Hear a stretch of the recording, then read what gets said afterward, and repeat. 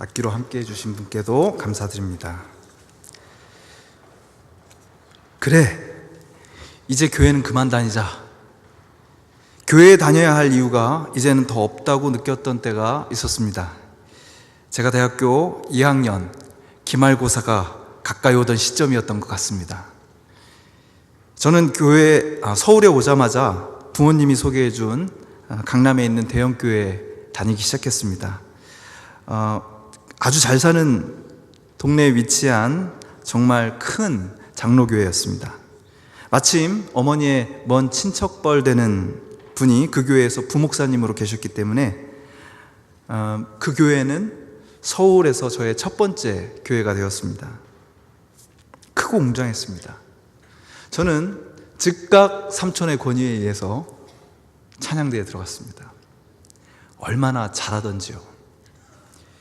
다들 너무 잘했습니다.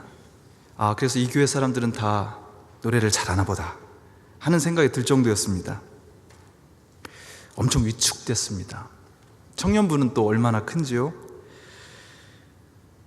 거기서는 속회가 아니라 순모임이라고 그러더군요.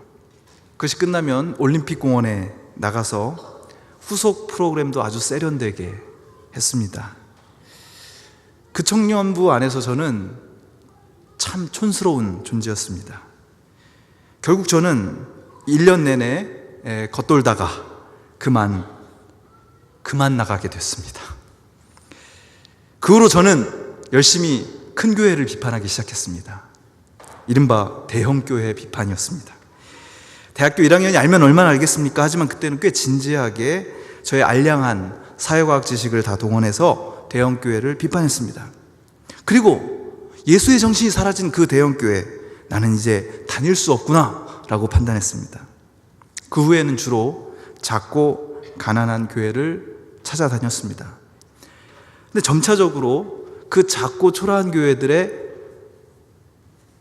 자금이 싫어지기 시작했습니다. 어쩌면 그 작고 가난한 교회의 모습, 미래가 안 보이는 그 교회의 초라함 속에서 나 자신의 초라함을 봤기 때문에 그런 것이 아닐까라는 생각도 해봅니다. 하지만 그때는 그 작은 교회들의 무기력함이 저의 비판의 대상이었습니다. 그런 교회에는 희망이 없다. 큰 교회는 커서 그렇고 작은 교회는 작아서 그렇고 이래저래 교회에 안 나갈 이유는 충분했습니다. 주일에 교회를 가지 않으니까 죄책감이 들긴 했습니다. 그런데 여러분, 놀랍게도 이렇다 할 큰 천벌이 저에게 내리지 않았습니다. 교회를 빠졌는데요, 주일 성수를 안 했는데도 벼락이 내린다든지 무슨 사고가 난다든지 그런 천벌이 내리지 않는 겁니다. 저는 기고만장했습니다. 계속 나가지 않았죠. 어쩌다가 교회에 가더라도, 그래서 예배 시간에 이렇게 앉아있다 하더라도 크게 다르진 않았습니다. 왜? 제 마음은 예배 자리에 있지 않았기 때문입니다. 저는 겉돌고 있었습니다.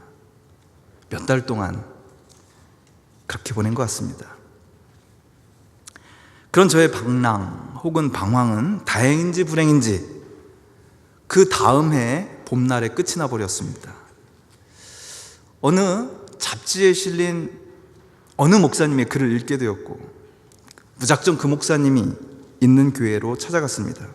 크지도 작지도 않은 교회였습니다. 어쩌면 요즘 기준으로는 조금 작은 교회였다 이렇게 얘기할 수 있겠습니다. 저는 그분의 설교에 매료됐고 그 교회의 예배는 늘 겉돌기만 하던 저의 영혼을 예배의 자리에 붙잡아 놓았습니다. 무엇보다도 그 교회의 비권위적인 말씀 나눔, 설교를 들은 후에 서로 나누었던 성경 공부가 참 좋았습니다. 그렇게 싱겁다면 싱겁게 저의 교회 방랑기는 끝이 나버렸습니다. 그래도 어줍잖게 방황 좀 했다고 저는 방황하는 사람들에게 늘 관심이 더 갑니다. 영미권에서는 이 시대에 가장 영향력 있는 기독교 작가로 손꼽히는 필립 얀시라는 사람이 있습니다. 그가 쓴 교회, 나의 고민, 나의 사랑 이라는 책을 읽다가 아주 흥미로운 대목을 만나게 되었습니다. 이 경건하고 유명한 사람이요, 청년 시절에 교회를 이렇게 겉돌고 다녔던 이야기였습니다. 그는 어린 시절 아주 보수적이다 못해 근본주의적인 그런 교회에서 자라났습니다. 그가 어른이 되자 몇 가지 결정적인 이유를 들면서 교회에 발을 끊습니다. 첫 번째 이유, 교회에 너무 위선자들이 많다. 그 교회는 목사님이 설교 시간마다 그 당시 마틴 루터 킹의 그런 운동에 대해서 빨갱이들이다, 뭐 그런 식으로 얘기하는 교회였다고 하죠. 어쨌든 그런 교회에서 교인들이 보이는 위선적인 모습 때문에 자기는 교회에 나갈 수 없다라고 생각했고요. 또 하나, 지금 때가 어느 때인데 교회에서 드리는 예배들을 보면 너무 시대에 뒤떨어진 구닥다리였다 라는 것이 그의 두 번째 이유였습니다. 고리타분한 예배, 이 세상의 현실과 너무나 동떨어진 예배, 이런저런 이유로 그는 그저 교회 주변을 서성이기만 할 뿐 교회로 돌아가지 못했습니다. 근데 우여곡절 끝에 그가 다시 교회로 돌아가게 되었단 말이에요. 그리고 그의 책은 이 필립 얀시가 어떻게 그렇게 됐는지를 아주 차분한 어조로 설명해 주고 있습니다. 과연 무엇이 그 청년 필립을 다시 교회로 이끌었을까요? 어떤 치열하게 생각하는 사람이니까 자기 나름대로 내적인 노력과 깨달음도 있었겠지요. 아마 그랬을 겁니다. 그런데 그의 책을 읽으면서 제가 주목하게 된, 아주 특별히 주목하게 된 한 부분이 있습니다. 그것은 그가 그렇게 방황하다가 마침내 지속적으로 다니게 된 교회에 대한 이야기입니다. 그는 그 교회에 처음 발 디뎌 놓은 후 그 후로 13년간 그 교회에 다니게 됩니다. 필립 얀시는 시카고 도심에 있는 라살 스트리트 교회에 다니기 시작합니다. 지금 시카고에 나가 있는 제가 현지 특파원 이호용 속장과 연락을 취해봤습니다. 그 교회는 필립 얀시가 아주 구체적으로 교회는 어떤 모습일 수 있는지, 또 어떤 모습이어야 하는지를 가르쳐주는 교회가 되었습니다. 인터넷으로 찾아보니까 라살 스트리트 교회 홈페이지도 있더군요. 너무 크지도 않고 작지도 않은 한 교회였습니다. 이호용은 라살 스트리트는 아는데 거기 교회가 있는 줄은 몰랐다, 이렇게 얘기를 해서 조만간 가보라고 했습니다. 필립 얀시의 글에 의하면 그 교회는 결코 완전한 교회가 아니었다, 이렇게 얘기합니다. 교인들은 그 교회의 예배 스타일에 대해서 갑론을박 여전히 말이 많았습니다. 우리 교회 스타일이, 예배 스타일이 너무 자유롭지 않냐, 너무 전통적이지 않냐, 더 이렇게 해야 된다, 말아야 된다, 여전히 말이 많았고요. 교회 재정에도 문제가 많았습니다. 그 교회에는 소수의 헌신적인 교인들이 있었지만 또 상당수의 기독교인들은 헌신을 찾아보기 힘든, 그저 주일이 돼서 교회 왔다가 그 나머지의 일상 속에서는 교회에 별로 관심이 없는 그런 사람들이 많이 있었다고 합니다. 자, 그런데 필립이 이렇게 이야기합니다. 라살 스트리트 교회에 처음 나갈 때 나는 교회, 그건 신앙생활을 하기 위해서 어쩔 수 없이 나가야 하는 어떤 규율쯤으로 생각하고 아예 포기한 상태였다, 이렇게 얘기합니다. 그런데 놀랍게도 출석한 지 얼마 되지 않아 일요일 오전이 기다려지기 시작했다. 거기 나가서 예배하는 시간이 너무 기다려지기 시작했다, 이렇게 이야기합니다. 그리고 스스로 이렇게 물어요. 왜 그랬을까? 왜 그랬을까? 내가 왜 그렇게 주일 예배를 기다리게 되었을까? 여러분, 어떤 답을 예상하십니까? 능력 있는 설교라든지 헌신적인 봉사라든지 깨어있는 기독교인들의 사회 참여라든지, 아니면 그 한국의 숱한 교회들이 많이 강조하는 사랑이 넘치는 교회였기 때문일까요? 아니었습니다. 필립 얀시의 대답은 의외였습니다. 그가 라살 처치의 교회 예배를 좋아하게 된 것은 교인들의 유쾌한 다양성 때문이었다, 이렇게 이야기를 하고 있습니다.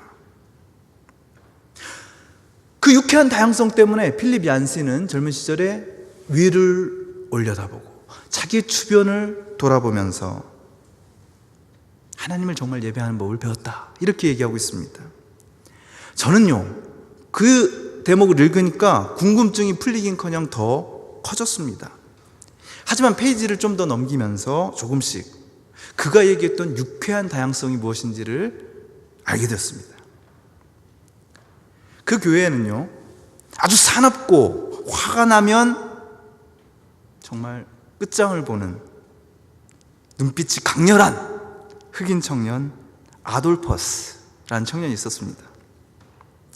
그는 자주 발작을 일으켰고 약을 먹고 나온 날은 그래도 괜찮았는데 그렇지 않으면 그야말로 통제불능이었습니다. 그가 주로 하는 일은 예배당 뒤쪽에서 강대상까지 달리기였습니다. 예배 내내, 물론 그 교회 보니까 여기보다는 조금 짧아요. 그러니까 막 자주 왔다 갔다 하는 겁니다. 달리기. 찬양대가 찬양을 시작하면, 그리고 회중이 일어나서 찬양을 하기 시작하면 일어나서 외설스러운 동작을 하면서 몸을 흔들어댔습니다. 설교가 시작되면 그는 헤드폰을 일부러 끼고 옆에 사람이 다 들릴 정도로 랩 음악을 듣기 시작했습니다. 가끔은 큰 소리로 기도를 합니다. 주여, 이 교회에 있는 모든 백인들에게 심판을 내려주십시오. 몇몇 교회 리더들이 그 아돌퍼스를 위한 특수사역을 맡게 되었습니다. 그래서 이거는 이렇게 하는 건 부적절한 거야, 이렇게 하면서 자주 옆에서 설명을 해줍니다. 대체로는 그분들의 말을 들었지만 약을 안 먹고 오는 날이 문제였습니다. 어느 날은 성찬식이 진행되는데 교회 전체를, 심지어는 강대성 위까지 누비고 다니면서 노래를 해댔습니다. 여러분, 우리 교회에 이런 아돌퍼스가 오면은 우리 교회는 어떻게 될까요? 여러분, 예배 중에 제일 중요한 게 뭘까요? 하나님을 만나는 것이겠죠. 그런데 가끔 그런 생각이 들어요. 예배 중에 가장 중요한 것은 예배가 끝까지 무사히 가는 것 아닐까? 그런데 아돌퍼스 같은 사람이 나타나면 이제 정신이 없는 거죠. 다 시선이 그쪽으로 갑니다.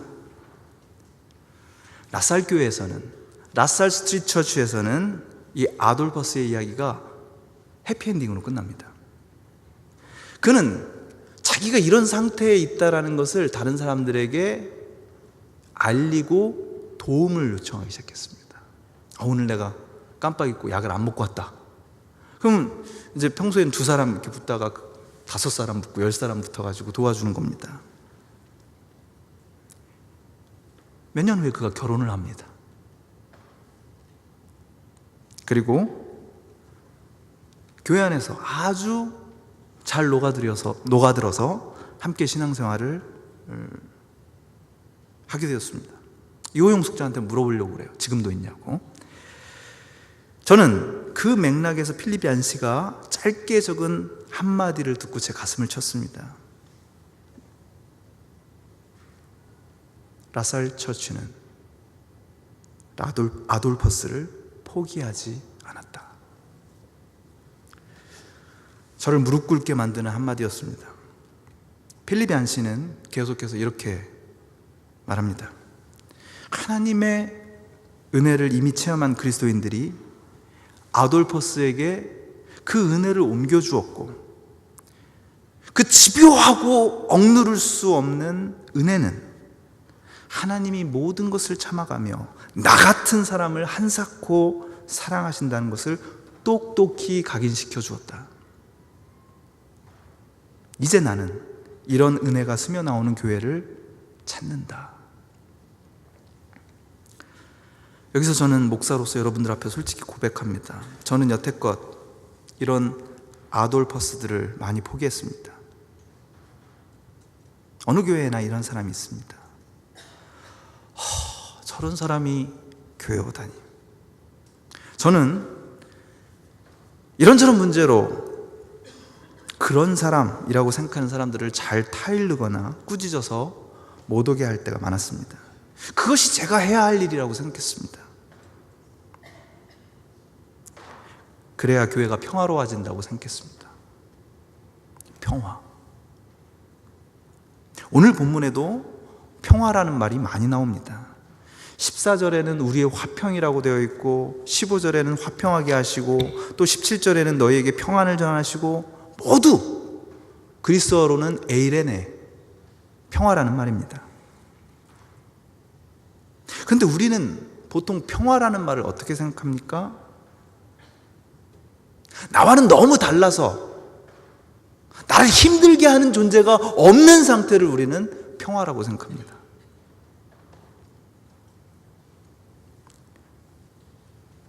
내가 도저히 인정할 수 없는 사람, 내가 받아들일 수 없는 사람, 내가 정말 외면해버리고 싶은 사람, 그런 사람이 있잖아요.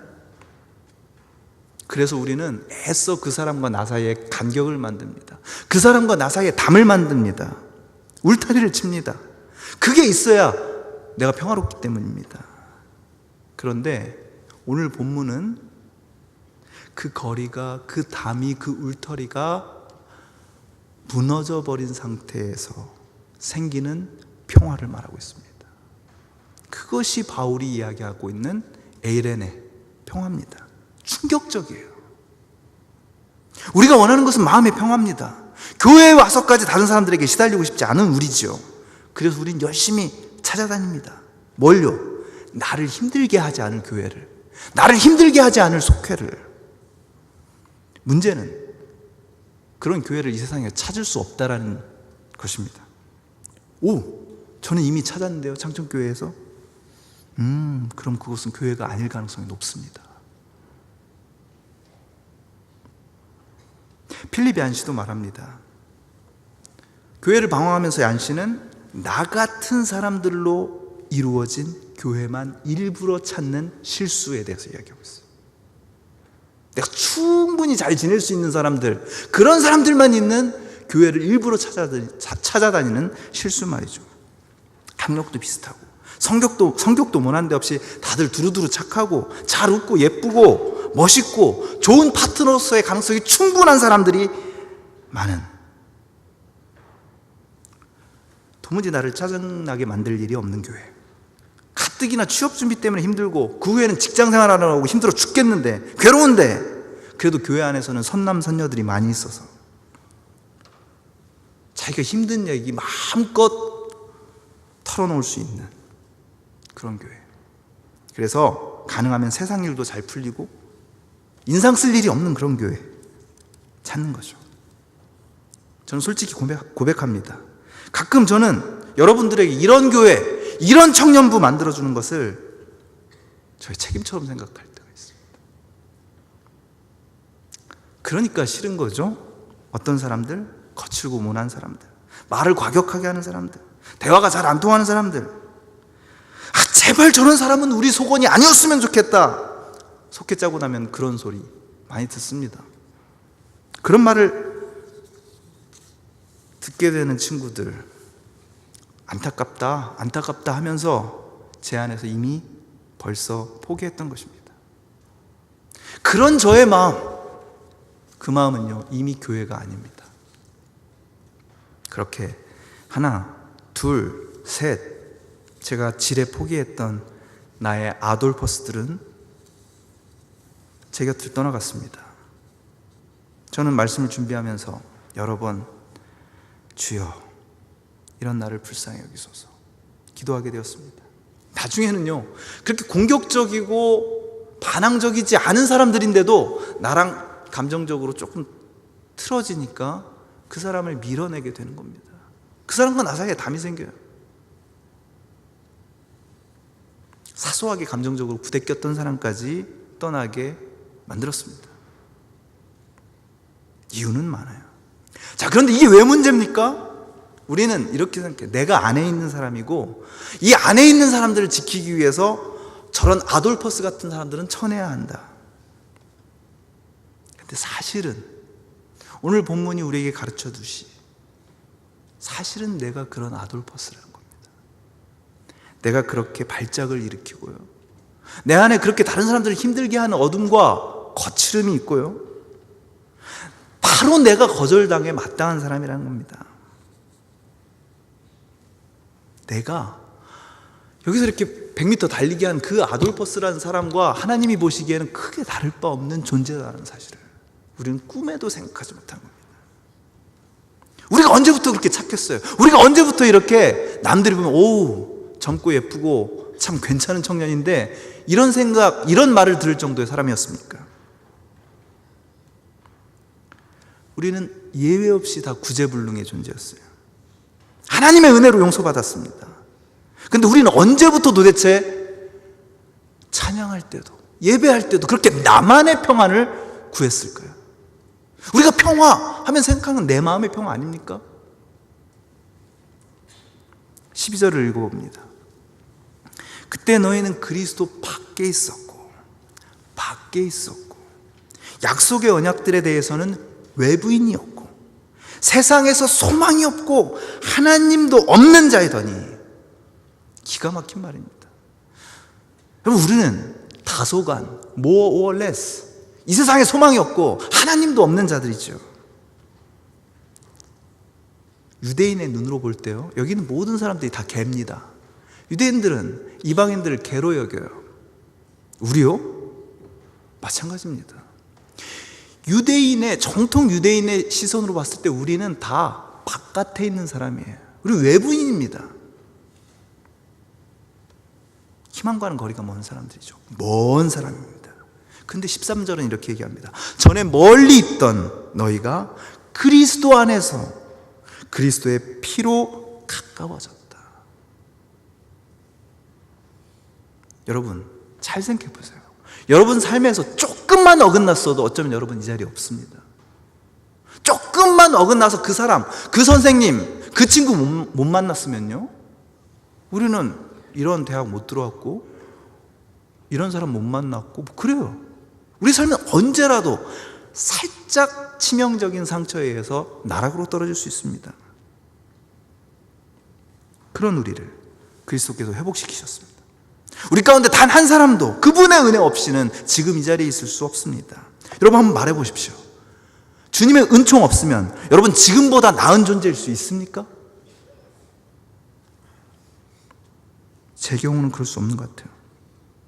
저는요, 안으로 들어갈 수 없는 바깥에서만 서성이는 존재입니다. 사람들이 막 서로 친하게 얘기하고 있으면 거기 끼어들지 못해요. 글쎄, 서울살이가 그렇게 시작돼서 그런지 왠지 여러분들이 이렇게 모여있어도 저는 갓 대전에서 올라온 촌스러운 사람 같아요. 그런 마음 많이 듭니다. 엄청 촌스러워서 지금도 제가 이 멋진 이 교회에서 받아들여지고 있는지도 잘 모르겠어요.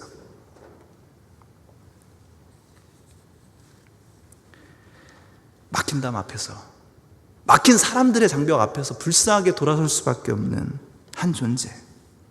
근데 예수 그리스도께서 자기의 몸으로 그 벽을 허무셨다 얘기합니다. 말씀으로, 능력으로가 아니라 몸으로 허무셨대요.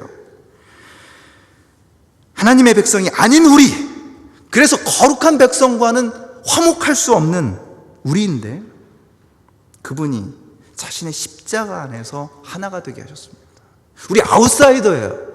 근데 하나님께서 나와 거룩한 하나님의 백성 사이를 갈라놓는 그 장벽을 무너뜨리셨다니까요.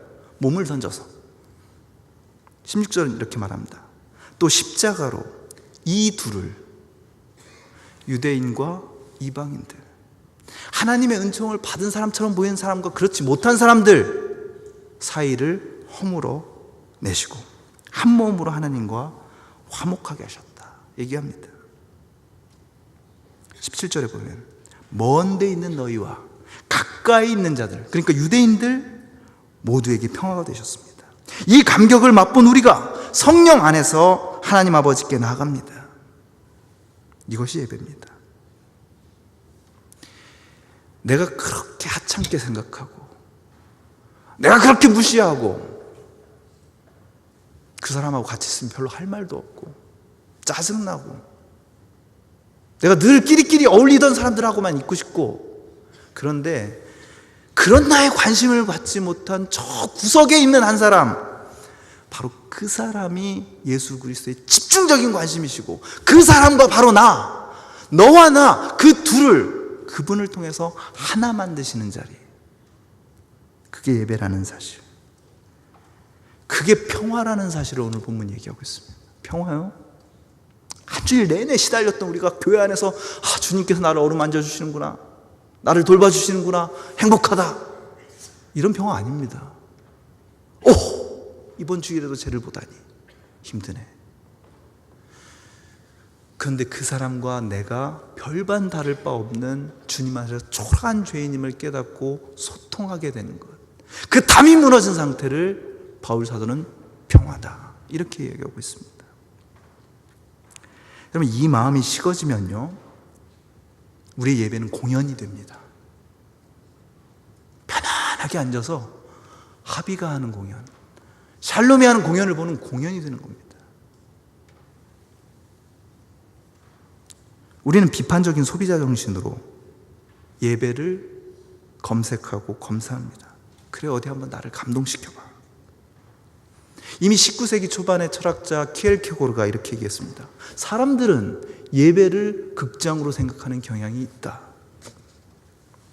여러분은 어떻습니까? 여러분, 교회는 단 한 분의 관객만 계십니다. 바로 하나님입니다. 하나님이 여기 있는 모든 분들을 보고 계세요. 그분이 관객입니다.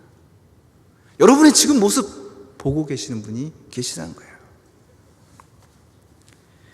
교회의 존재 이유는 우리에게 즐거움을 제공하거나 우리의 약한 모습을 받아주거나 우리의 자존감을 세워주거나 우리의 세상적인 우정을 북돋는 게 아닙니다. 하나님을 예배하는 겁니다. 어떤 하나님입니까? 너무 힘들지? 네가 일주일 동안 고생한 거 내가 안다. 내 문제에만 관심하는 하나님이 아니라 내가 지독하게 무시하고 나랑 같은 공동체에 있는 거 별로 원하지 않는 그 사람과 내가 하나가 되는 날까지 끝까지 관심을 기울이시고 팽팽한 긴장 속에서 여러분과 그 사람 사이를 바라보고 계시는 그 하나님 예배의 주인입니다. 거기에 실패하면, 그런 하나님을 예배하는 데서 실패하면 교회는 교회가 아닙니다. 저의 마음은, 그리고 우리의 마음은 여전히 나그네처럼 방황 중일 수도 있습니다. 그러나 그런 우리의 방황을 꾹 눌러줄 묵직한 말씀이 여기 있습니다. 20절, 22절. 너희는 사도들과 선지자들의 터 위에 세우심을 입은 자라.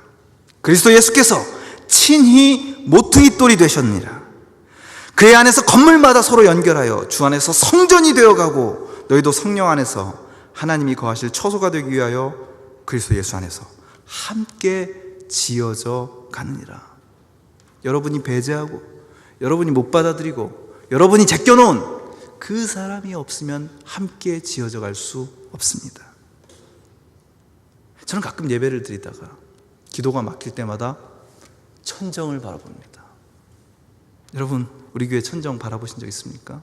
전 자주 바라봐요. 이 건물을 서로 연결하고 있는 저 힘찬 골격들을 바라봅니다. 그리고 기도합니다. 주님, 모퉁이 돌이 되신 주님. 여러분, 이 교회 안에 어딘가에서 여러분을 바라보고 계십니다. 어떤 모퉁이, 어떤 구석에서 여러분을 바라보고 계시는 그 주님, 그 모퉁이 돌을 꼭 껴안고 어떤 사람도 포기하지 않게 해 주십시오. 그것이 제가 교회 천장을 바라보면서 드리는 기도입니다. 유쾌한 다양성을 가진 공동체, 그것이 저와 여러분의 교회가 되기를 바랍니다. 기도하겠습니다.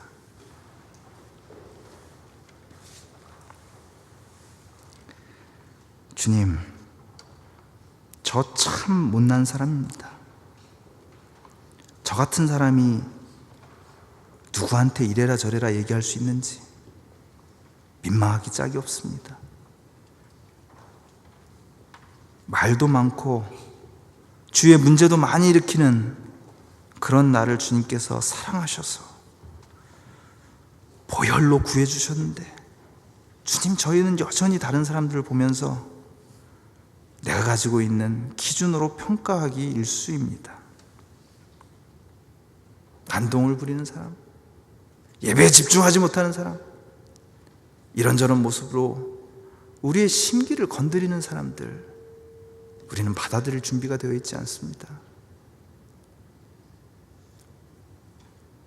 예수님께서 정말 죄인 같은 나를 회복시키고 구해주셨다는 사실을 우리가 까맣게 잊고 때문은 아닐까요?